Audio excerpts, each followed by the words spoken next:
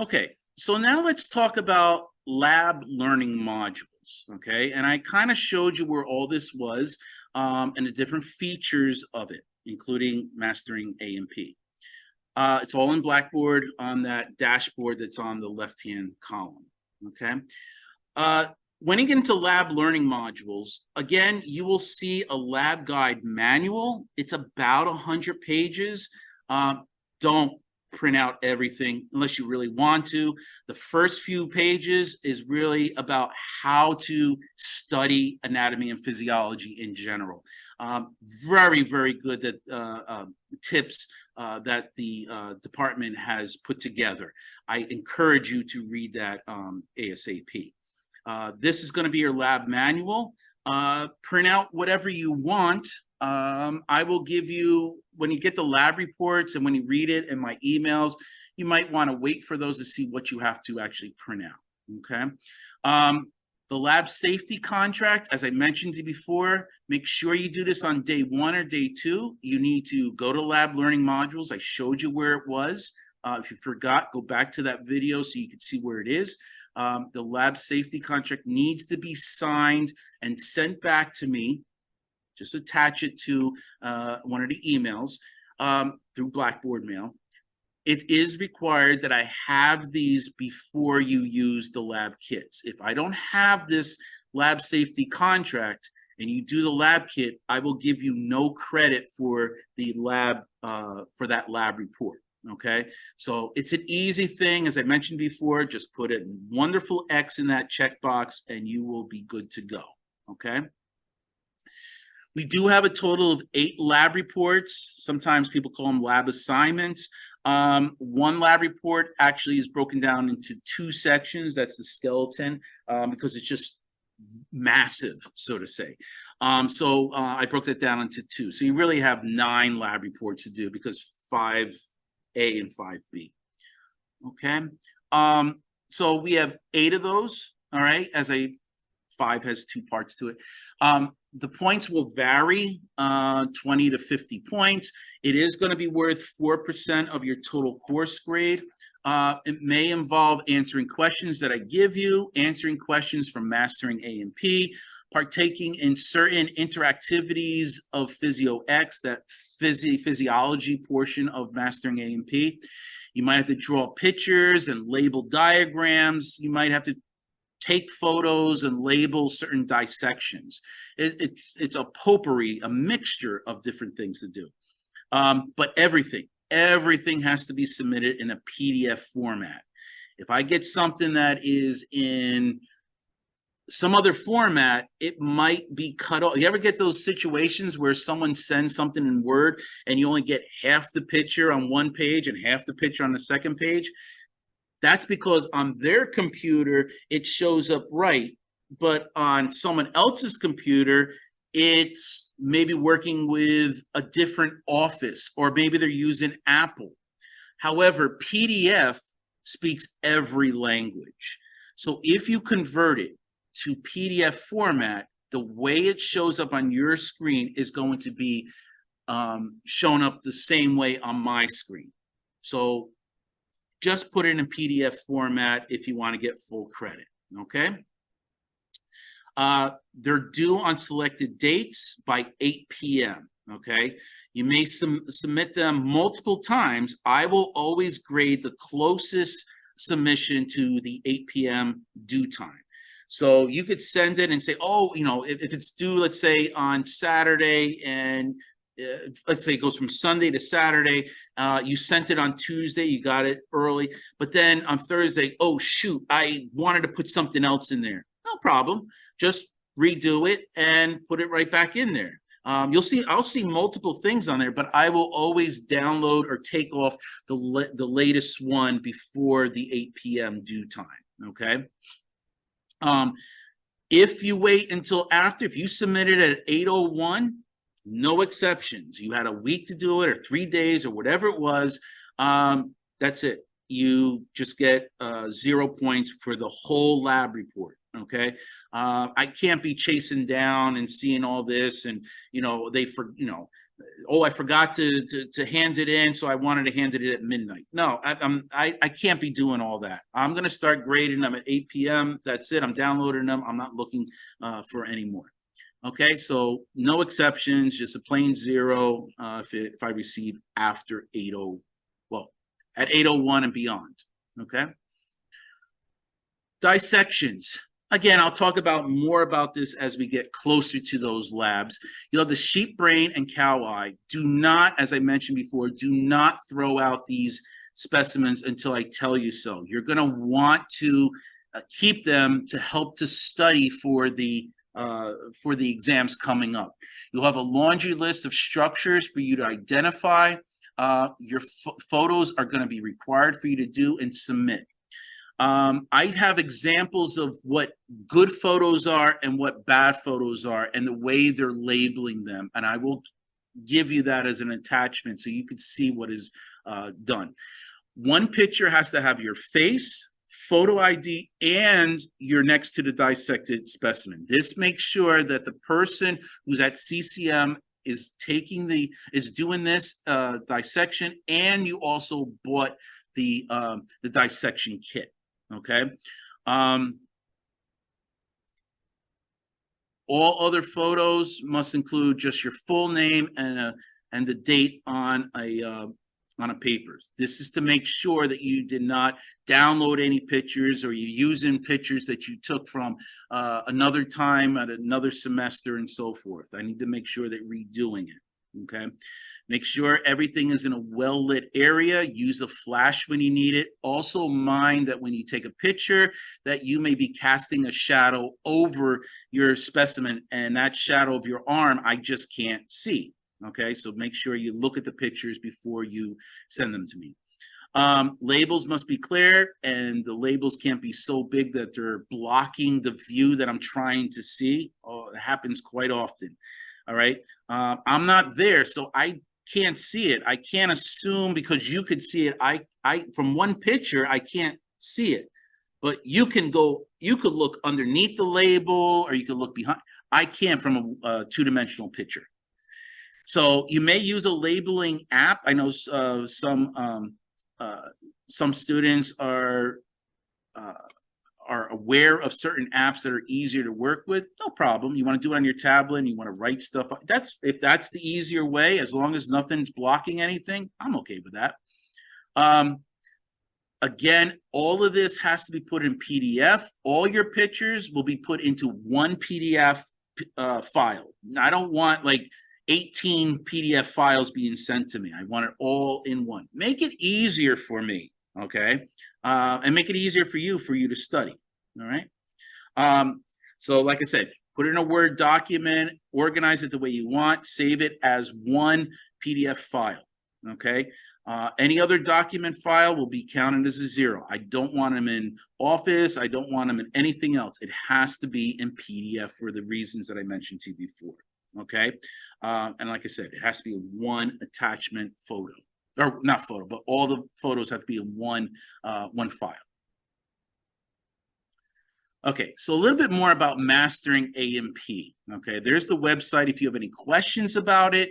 Again, you're not going to go to the website to do this, to form an account. You're going to go through Blackboard to do this. There's many lab exercises and lab reports that utilize this. Follow the lab guide manual that I mentioned to you before. Register on day one. There's a lot to do on day number one. Get those X's and those check boxes out of the way, okay? You want to spend more time on the material itself. So the instructions are also found in the syllabus folder of Blackboard. I showed you there. First, you're going to open Mastering A&P within the Blackboard course. Select any of the icons. I showed you study area because you'll be spending most time on there, but it doesn't matter what icon you do. It'll open up a new window and it's going to ask you to create an account, or maybe you've taken this course before and you already have an account with Mastering A&P, then just put that in, all right? You'll then be asked for the access code that you bought from the bookstore, and it's going to ask you to put that in. If the access code is expired, you're going to need to repurchase a new one, as I mentioned to you before. You will not be required for a course ID. A course ID is when you go to the Mastering A&P and try to set up an account that way. Well, the course ID is if we do Mastering A&P outside of Blackboard.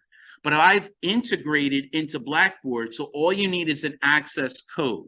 So if it's asking me for a course code or course ID, you need to reach out to the Mastering A&P people and see what's going on. I don't have a course code, so don't even ask for it. Please, I don't have one. It's just explain to them that it's integrated into Blackboard. They'll know what you mean.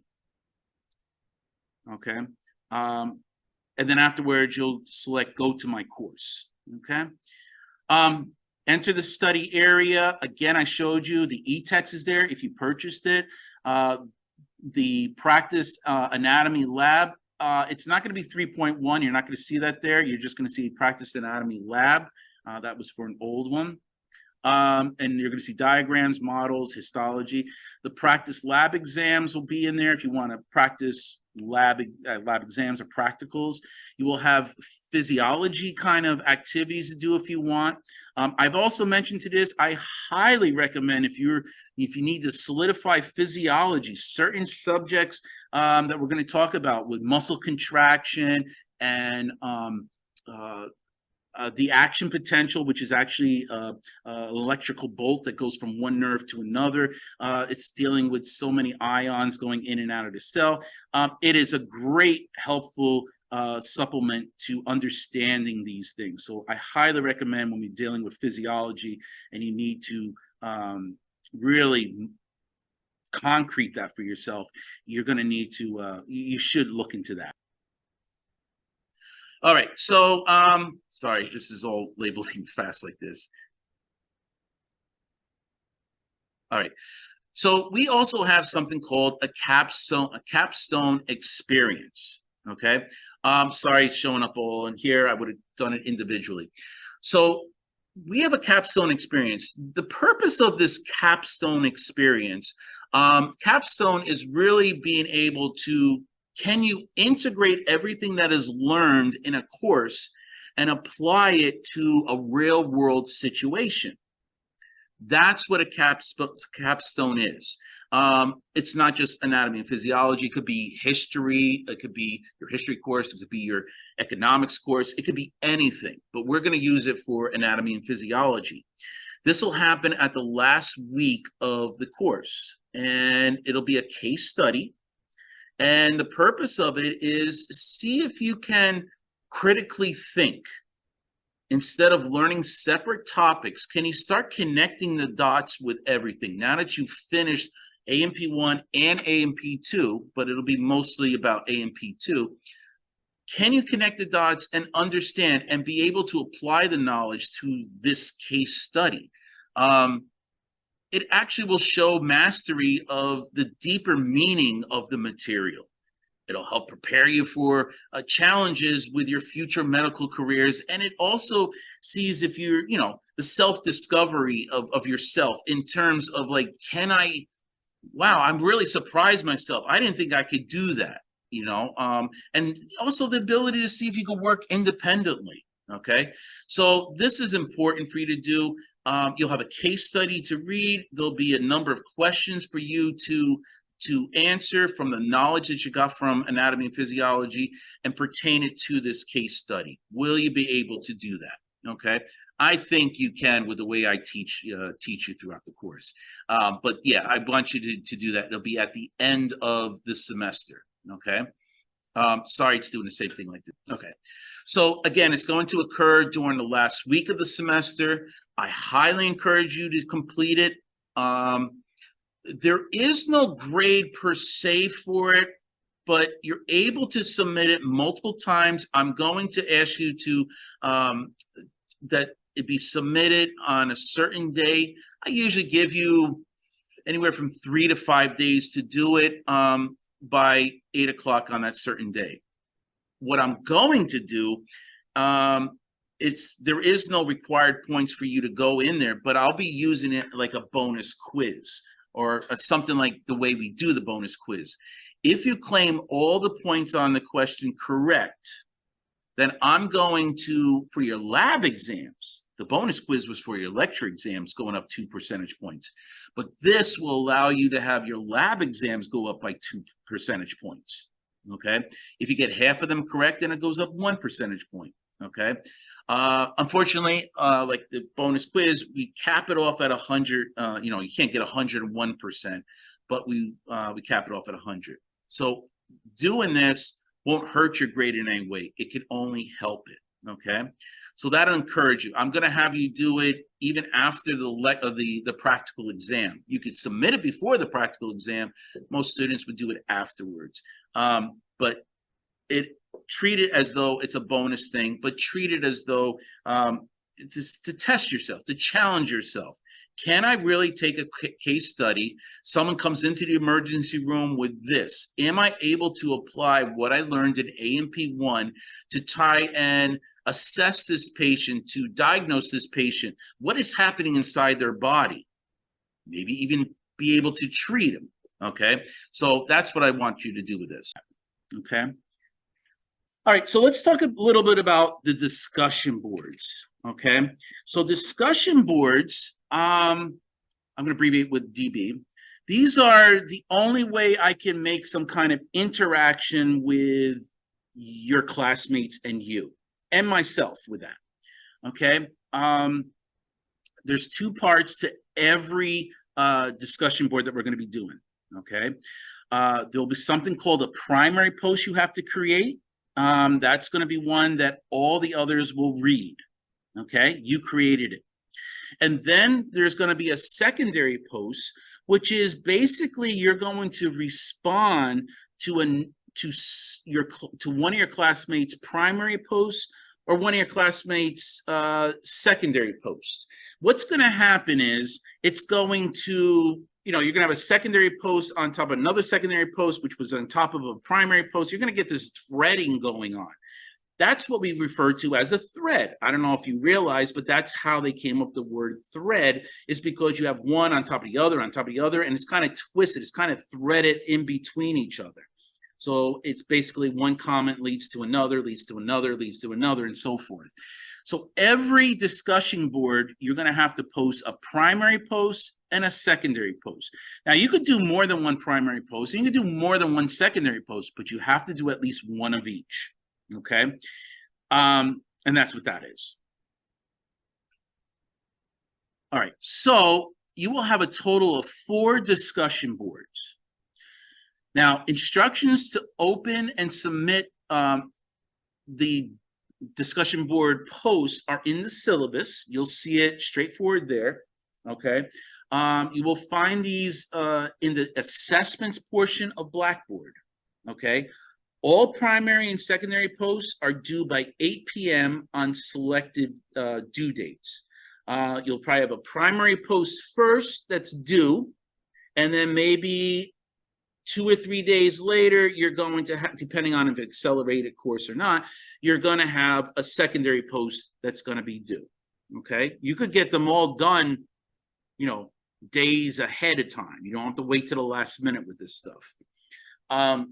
There's no partial credit if the posts are submitted late. No exceptions. 8:01, you submitted it late, you just get a 0 for that post. So for the discussion board number 1, because the discussion board number 2, 3, and 4, they're very, very similar. But discussion board number 1 is going to be open on day 1. Okay, this is really about introducing yourself to me and all of your classmates. There's a required criteria that you need to do. It is found in the discussion board itself or in the syllabus. It is going to be worth 1% of your total course grade. You'll get 6 points for the primary post and 4 points for the secondary post. Okay, each secondary post has to be a well thought out comment. You can't just write, if someone wrote about hiking and all that, and then you said, sounds interesting, I like hiking too. Done. You know, put some meat into that. All right, you got to put like at least, I'm thinking like 5 sentences, 4 or 5 sentences. Make it a little bit meaty. I mean, you're getting 4 points for this thing. Okay. So that's what you got to do. All right. For discussion boards 2, 3, and 4, they're very similar to each other. Okay. Each discussion board pertains to lecture exam 1, 2, and 3. So discussion board number 2 is related to lecture exam 1. I know it sounds weird, the numbers, but because we already did discussion board 1. Discussion board 3 deals with lecture exam 2. Discussion board 4 deals with lecture exam 3. Okay. You'll get emails prior to all this stuff getting being due or when they're opening. There is required criteria that is found in, again, both the discussion board itself and in the syllabus. Each of these, because there's much more to write, is worth 2% of your total course grade. So 2% times 3, all for discussion boards 2, 3, and 4 is a total of 6%. 7% if you want to actually throw in discussion board number 1. The primary post is going to include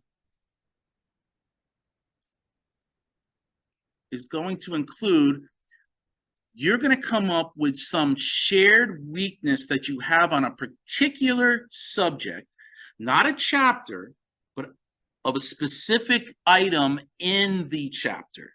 Okay, you got to be specific. You can't just say, I had problems with the nervous system because it's all over the place. That's pretty big. That's a pretty broad thing. But when you say, I had some issues with understanding how an action potential goes from one neuron to another, now you're getting more specific. Okay. So you got to explain about a weakness that you had, a specific weakness, and a particular strength that you've had. So describe the topic for each and why it is a weakness or strength. Okay. Create a multiple choice question with 5 choices for each. All right. 5, not 4, 5. The secondary post must include being able to address one of your classmates' weakness and help explain the topic better. In other words, you're trying to tutor them. Please don't pick someone's classmate's weakness. And I've seen this so many times. Well, that was a weakness for me too. I could understand why it's so tough for you. It's been tough for me too. I don't know how to study this. That's not helping them. You need to be able to, if it was a weakness for you, but then you've mastered it, how did you master it? And it can't be something like you learn from your job. You need to be a tutor and be able to say, well, look at this video. This helped me because of this, this, and this. I came up with this mnemonic because of this. Let me help you. This is how I organized it. It was a different way than what Dr. Gamaro did, and this is how it was better for me. You got to go into that, okay? So you're going to get some points for this, so it's got to have some meat to it, okay? So add some helpful tips that showed how you mastered it. Answer one of and the other thing you're going to have to do is answer one of your classmates' questions that remains unanswered. Many times I've seen people who it's already answered and they answer it again. I'm like, you can't get credit for that. So make sure that that it's not answered, or you can also correct someone else's answers by explaining the answer with, well, the correct answer is this because it's in this part of the PowerPoint, this slide or whichever. I want you to also do this because this is going to help you to build better study skills. I want you to do this also with the review questions. I mentioned this too. When you explain why you feel the choice is correct, B is correct because of this. You need to also explain in the secondary post why each of the other choices are incorrect. B is correct because of this. A is incorrect because of this. C is incorrect because of this. D is incorrect because of this. And E is incorrect because of this. You need to express that. That's going to create better study skills or amplify your own. Okay. So good examples are also found in the syllabus, so you can see what I'm expecting, and you're going to see it's written, it's typed in there. I used one for A&P 1, so it's pretty meaty. I expect that to be there. Okay. There's also a rubric grading method that I'm using because it seems to be a very subjective thing as people are typing things in, but I created a rubric that would make some sense to you. So take a look at that. It's in the syllabus. It's also found in the syllabus folder. But yes, make sure you hit all those checkpoints. Okay. Do make sure that when you answer someone's email, or not email, but when you answer someone's primary post, you're using Netiquette. Now, Netiquette is a hybrid of internet and etiquette. And it's basically being able to type in comments that is not going to be taken as offensive. I haven't had an issue with this, but I have to acknowledge it because there might be a day where someone's going to be doing something. It's things like this. Maybe you're not too familiar with texting, but if you use all capital letters, that's inferring that you're yelling at the person. But I have a list of things that are in the syllabus that you could actually, you could actually read and understand what those are. So do not post messages that are irrelevant to the that's discussed. Don't start talking about, what other courses are in. I'm just exaggerating now, but what other courses are in CCM when you should be talking about the subject matter of muscle contraction, right? All right, so a list of Netiquette guidelines is found in the syllabus. I'm going to read this out to you. I stepping out of character, but I do want to make sure that you understand this. I never had to use this, but I need this to be very important for you to read. Students that do not respect fellow classmates will be removed from the course, will fail the course, and will be reported to the chairperson, dean, etc., as this violates the academic conduct code. Again, I'm sorry to be so abrupt with you with this, but I've never had this situation. I think that, you guys are in this tech world that you kind of know this already. But remember, these aren't your buddies over here. These are colleagues. And classmates that are going to be colleagues. So you got to treat them properly. Okay. So and also make sure that I'm going to be grading correct spelling on this, proper grammar, and the content. All right. So that's all going to be noted in there. And you'll see it as part of the rubric. So the content of all the exams, just so you could see this, the lecture exams, they're up there. You'll see it. It's all listed on in the syllabus just after the discussion area, and you will see that all on here. I also put together the lab information on here and what they're going to cover. You will also see the content of these exams found in the course syllabus, the last couple pages or so. We'll show that in with everything else under notes. Okay. All of these will be proctored with smarter proctoring, with the exception of the quest, as I mentioned to you before. So we're looking at 7 items are going to be proctored over here. All the lecture material and all the lab material except for the quest.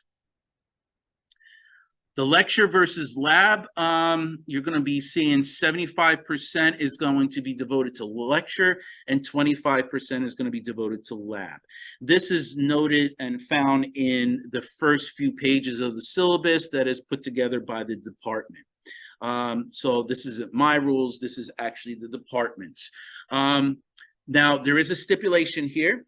you must achieve 60% or better in each of the portions, lecture and lab, for you to pass the course.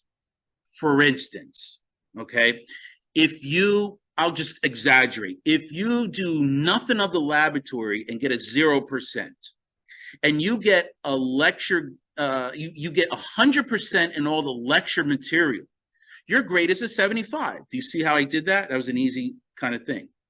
75%. So that means you passed the course. No, because your lab was less than 60%, you automatically failed the course. You have to have at least 60% in lecture material, and you need to have at least a 60% in lab material, even though lab is worth a considerable amount of less than lecture. So keep that in mind. That's why it's, even though it's worth very little, I'm going to say little, 25%, it's still important that you get a high grade in that, okay? This is just self-explanatory. There is no curving. This is what CCM has put together as the grade equivalents. This is also in your syllabus. This is how the whole course is broken down. Now, I have all here points. So this is kind of like the raw score, but this is more important. This is the adjusted weighted. I think you could see this easier as being 100%. Now, everything above the green line is lecture. Everything below the green line is going to be lab.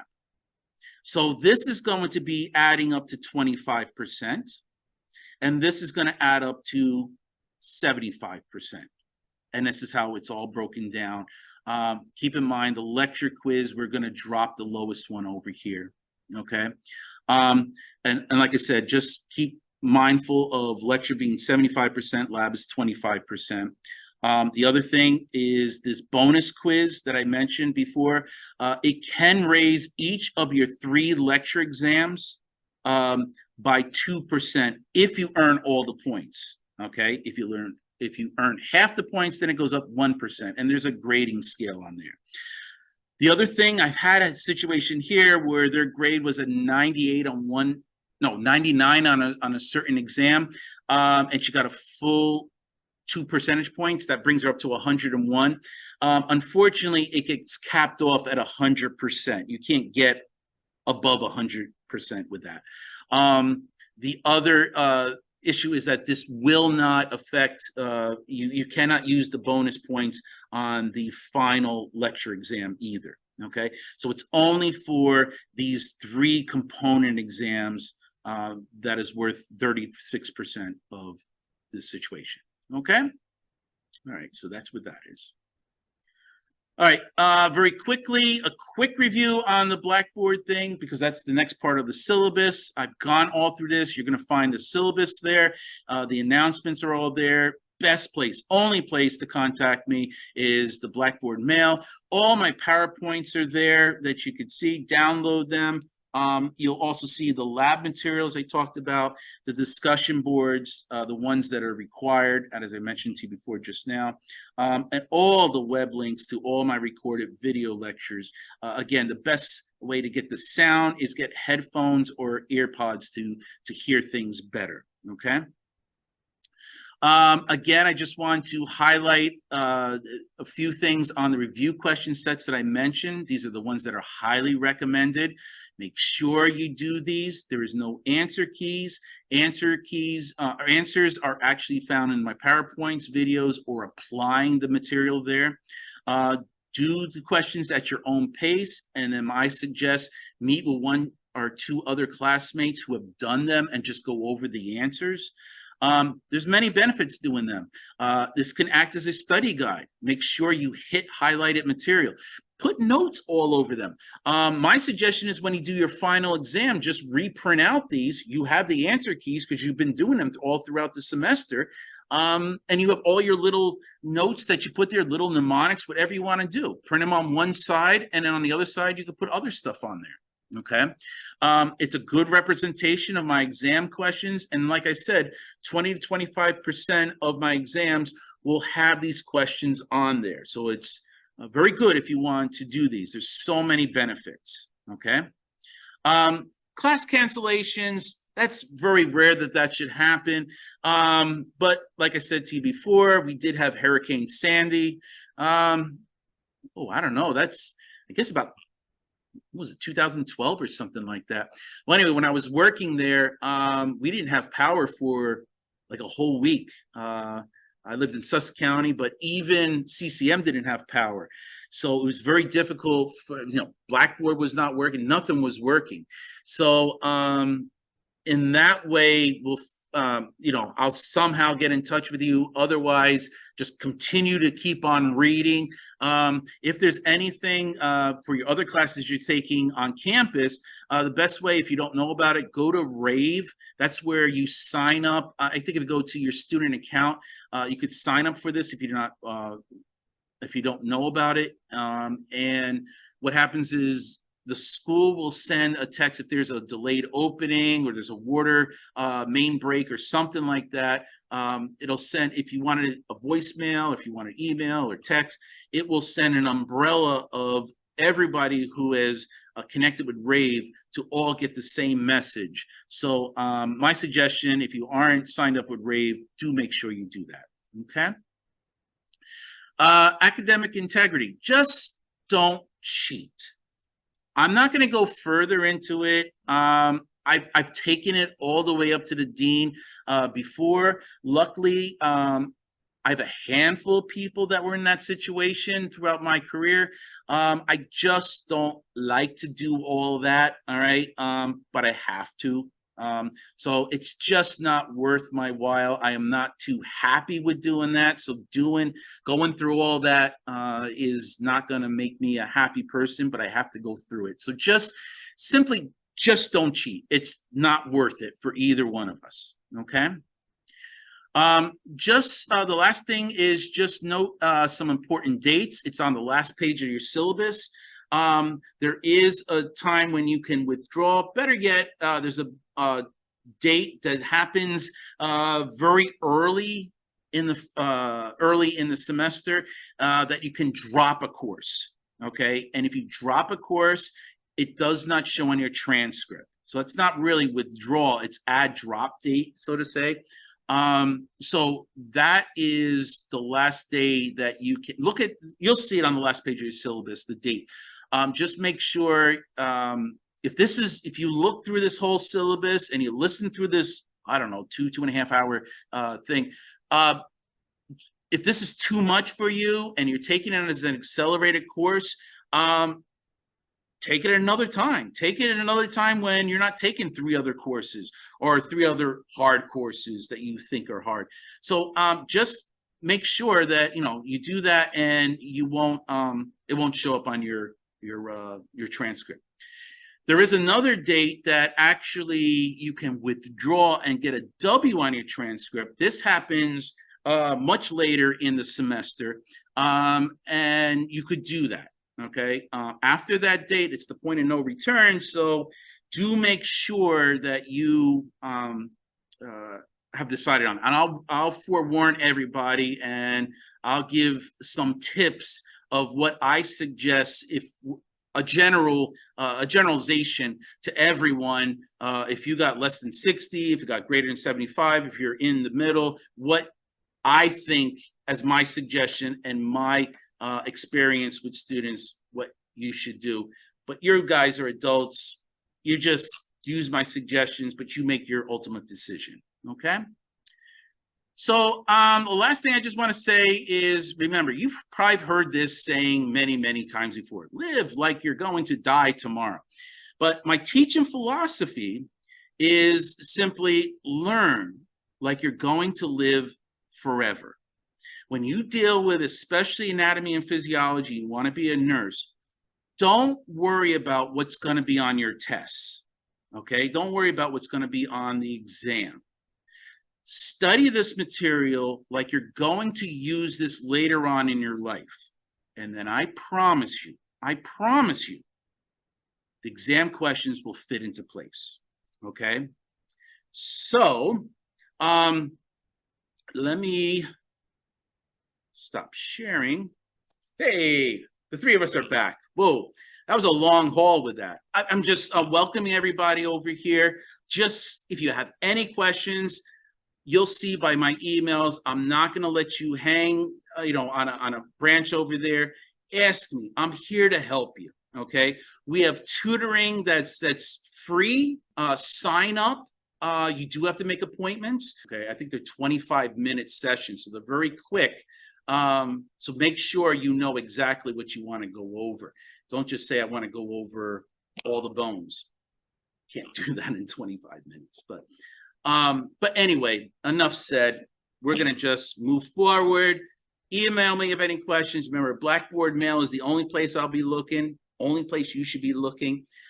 So from me and my two buddies over here, welcome. We're going to have a lot of fun with all this, with a challenge, but you're going to learn a whole bunch. Welcome. All right. Bye-bye for now.